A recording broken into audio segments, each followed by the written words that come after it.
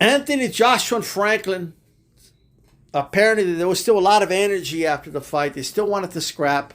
Franklin still wanted to go at him. I guess the adrenaline was high. I just want to know where that energy from Franklin was for most of the fight. Like, I just want to know where it was at. With that said, this was a fight that was supposed to be a confidence booster for AJ. It was supposed to be a fight where it just put him in there. Let's get him a W. Maybe have AJ look spectacular. I was very confident he was going to get the knockout. I thought he would come out more aggressive in this fight, and he didn't. He was very tentative. Different theories, right? But before I talk about the fight, I want to ask you guys a question, and you let me know what you think in the comments. Fury, AJ, is that a fight you want to see at this point? Did this fight sell it to you? Or do you really want to see it if the Usyk fight doesn't happen?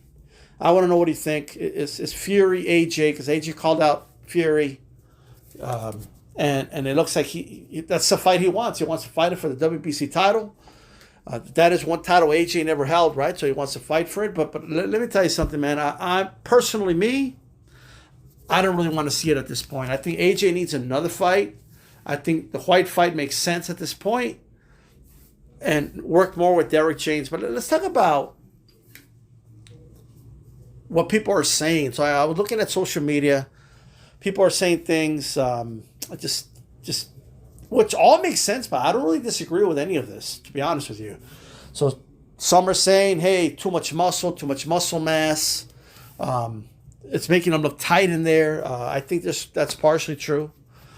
There's some people that were saying he's still tentative, still doesn't have that confidence going all the way back to the first Andy Ruiz fight where he lost by stoppage, and he's still thinking a little too much in there about the counters and stuff like that, so he's not letting his hands go.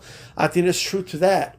I also think that there's truth to the overthinking, not in terms of effects of previous fights, but Derek James was giving him very vivid instructions, right? Like throw the right hand, step back, and then you know what I mean, and hit him with a check left hook, and maybe AJ's thinking about all those things instead of it being instinctive.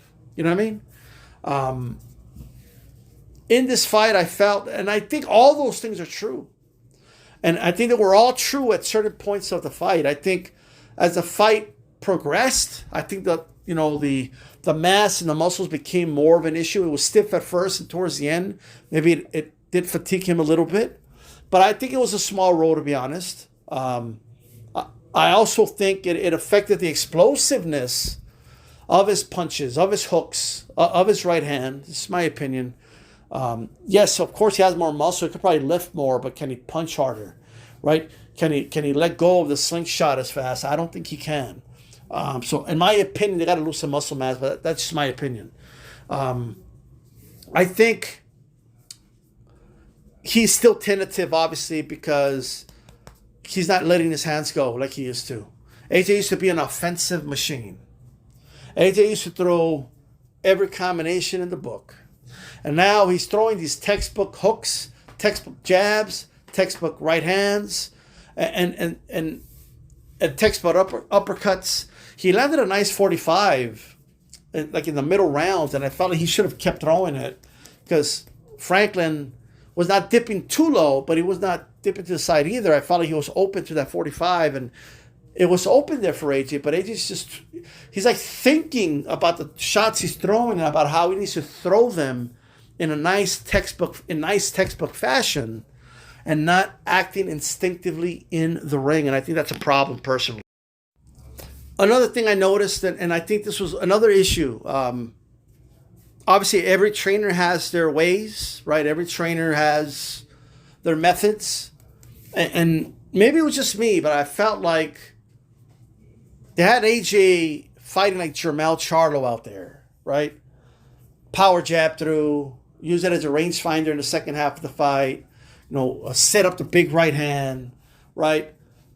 That's how I felt. I felt like that's how they had him fighting, set up the uppercut even, where I didn't see any combinations. I didn't see any, I think AJ, he was getting in exchanges with Franklin anyway, and when he did, he would get the better of him, and I felt like if he kept the assault, he would have taken Franklin out of there pretty easily, in my opinion.